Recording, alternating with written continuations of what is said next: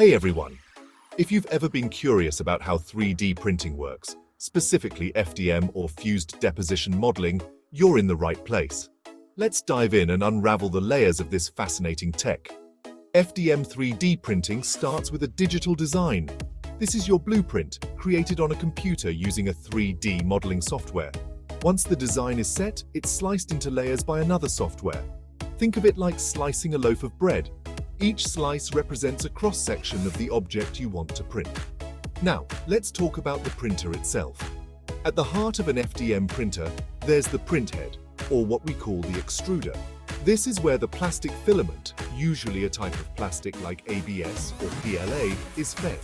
The extruder heats the filament, melting it down to a gooey consistency. Once melted, the filament is extruded through a small nozzle.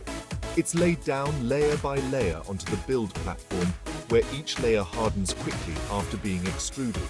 This process continues layer by layer from the bottom up until the entire object is formed. Precision is key, as each layer needs to adhere well to the one below it to ensure the structure's strength and durability.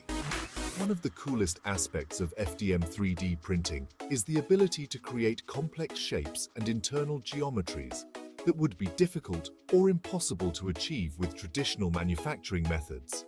Plus, it's relatively fast and cost-effective, making it popular for prototyping and even some final products.